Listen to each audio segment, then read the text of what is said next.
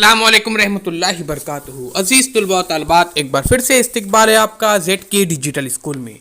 आज हम देखेंगे जमात 8वीं मजमून तारीख सबक नंबर 4 1857 की जंग आज़ादी। उससे पहले हमारे चैनल को सब्सक्राइब कीजिए, बेल आइकॉन के बटन को भी प्रेस कीजिए। ZK digital school Android app को ज़रूर डाउनलोड कीजिए, ये प्ले स्टोर में भी है और इस वीडियो के डिस्क्रिप्शन में भी है। तो अजीज तुलबा व तालिबात, जैसे कि हम जानते हैं कि हिंदुस्तान पर अंग्रेज़ों की हुकूमत थी। 1857 में भारत में अंग्रेज़ हुकूमत की बुनियादी हिला देने वाली जंग आज़ादी बर्पा हुई थी। ये जंग अचानक ही बर्पा नहीं हुई, इससे कबल भी भारत में अंग्रेज़ों के खिलाफ कई जंगें हो चुकी थी।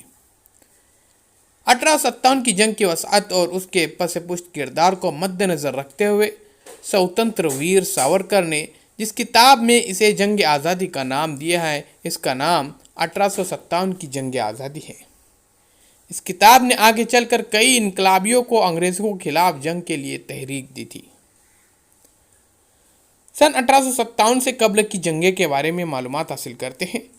भारत के जिन जिन इलाकों में अंग्रेज़ों का इक़्तिदार कायम था, अंग्रेज़ों की हुकूमत कायम थी, वहाँ के बाशिंदों को अंग्रेज़ी हुकूमत के बुरे नताइज भुगतने पड़े।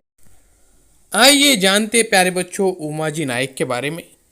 उमाजी नायक की जंग भी इसी तर्ज की थी। उमाजी ने अपने रामोशी भाइयों और मकामी नौजवानों को मुतहद करके अंग्रेज़ों के खिलाफ सफ आरा कर दिया।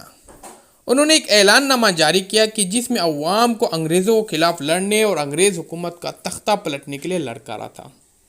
पूना, सतारा, अहमदनगर, सोलापुर, नासिक, भोर वगैरह इलाकों में उन्होंने अपनी धाक जमा दी थी। सन 1832 में कंपनी की हुकूमत ने उमाजी नायक को गिरफ्तार कर लिया और उन्हें पूना में फांसी दे दी गई। इस तरह से और एक शहीद हमारे हिंदुस्तान में कहलाए। भारत के आदिवासियों और जंगली कबाइल ने भी अंग्रेज़ हुकूमत को ललकारा। इन कबाइल की गुजर बसर जंगलाती दौलत पर थी। अंग्रेज़ों ने उनके हक पर कानून का शिकंजा कस दिया।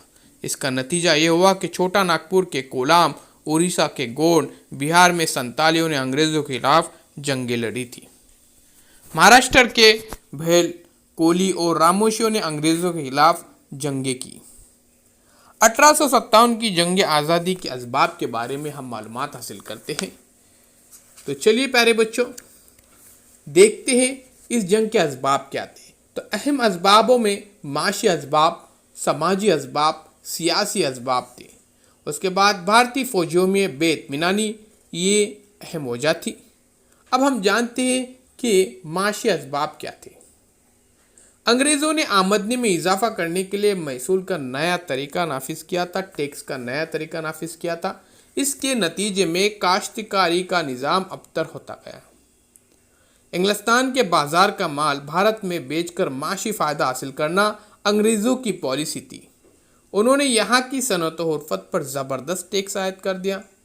अब जाहिर सी बात है, अगर ज़्यादा टैक्स लगेगा तो प्यारे बच्चों वो चीज़ भी क्या हो जाएंगी, महंगी हो जाएंगी, जिसे लोग खरीदना पसंद नहीं करेंगे, जिसकी वजह से माशी इस्तिसाल होने लगा, माशी जवाल होने लगा।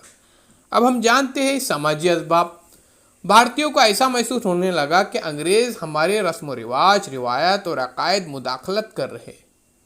अगरचे रस्म सती पर पाबंदी और ब्याह के लिए दूसरी शादी के हक का कानून समाजी नुक्ते से मुनासिब था, लेकिन लोगों के दिलों में एहसास पैदा हुआ कि वो हमारी तर्ज ज़िंदगी में दखल अंदाजी कर रहे हैं। इस वजह से इनमें बेइत्मीनानी पैदा हो गई थी। सियासी इनकलाब देखते हैं। सन 1857 के बाद अंग्रेज़ों ने कई देसी रियासतों पर कब्जा कर लिया था। बाद में डलहौजी ने मुख्तलिफ वजूहात पेश करके कई रियासतों को अंग्रेज़ी हुकूमत में जम कर लिया। अब जानते हैं एक अहम और फौरी वजह। सन 1856 में अंग्रेज़ों ने भारतीय सिपाहियों को दूर तक मार करने वाली एनफील्ड बंदूकें दी। इनमें इस्तेमाल किए जाने वाले कारतूसों के ऊपर जो खोल होता था, इसे दांतों से तोड़ना पड़ता था। कारतूसों के ऊपर गाय और खंजीर की चर्बी लगी होती थी। इस बात से हिंदू और मुसलमान फौजियों के मजहबी जज्बात को ठेस पहुंची और उनमें बेइत्मीनानी। जिन सिपाहियों ने चर्बी लगे हुए कारतूसों को इस्तेमाल करने से इनकार किया, इन पर डिसिप्लिन एंड कानून शिकने की कार्रवाई की गई और उन्हें सख्त सज़ा दी गई। ब्रागपुर की छावनी में मंगल पांडे ने अंग्रेज अफसरों के इस गैर रवैयों पर कार्रवाई करने का इरादा कर लिया और उसने अंग्रेज अफसर पर गोली चला दी। मंगल पांडे को गिरफ्तार करके फांसी दी गई। ये खबर चारों तरफ आग की तरह फैल गई। मेरठ फौजी छावनी के भारतीय सिपाहियों की पूरी पलटन ने बगावत कर दी और सिपाहियों ने दिल्ली की तरफ कूच किया। रास्ते में हजारों आम शहरी जोश व खरोश के साथ इनके साथ मिल गए। 12 मई सन 1857 को सिपाहियों ने दिल्ली पर कब्जा कर लिया। उन्होंने मुगल बादशाह बहादुर शाह जफर को जंग की क़यादत सौंप दी। भारत के बादशाह की हैसियत से उनके नाम का ऐलान कर दिया। अब हम जानते हैं कि जंग ये किस तरह से फैल जाती है और जंग की क़यादत कौन करता है। दिल्ली पर काबिज होते ही सिपाहियों की खुद एतमादी बढ़ गई।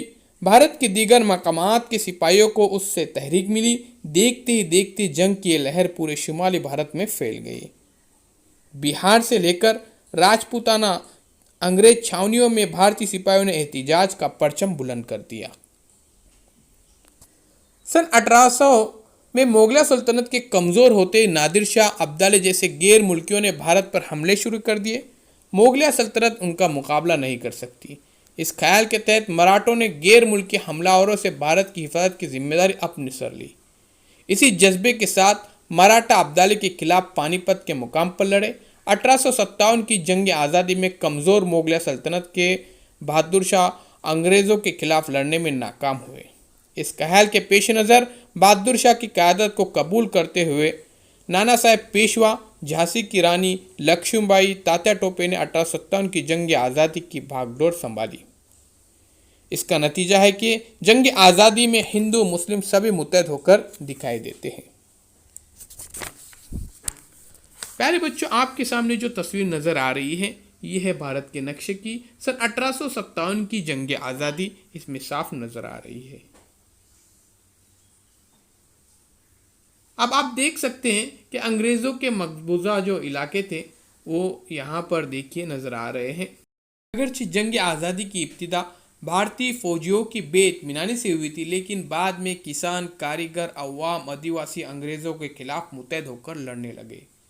अंग्रेज़ों के मुजालिम से आज़ाद होने के लिए हिंदुस्तानी अवाम की ये मुसल्लह जंग थी। अब इन्होंने इरादा कर लिया था कि हमें आज़ादी ही चाहिए। इस जंग में हिंदू, मुसलमान, मुख्तलिफ ज़ातों और कबाइल के अफराद अपनी पूरी ताकत से शामिल हुए। सबका मुश्तरका मकसद अंग्रेज़ों का भारत से सफाया करना था। इस जंग का अहम सबब आज़ादी की तहरीक थी, इसलिए इसे कौमी वाक़या तस्लीम किया जाता है। तो उम्मीद करता हूँ अजीज़ तुलबा व तलबात ये वीडियो आपको पसंद आएगा, तो चैनल को सब्सक्राइब कीजिए, बेल आइकॉन के बटन को भी प्रेस कीजिए। जुड़े रहिए हमारे साथ।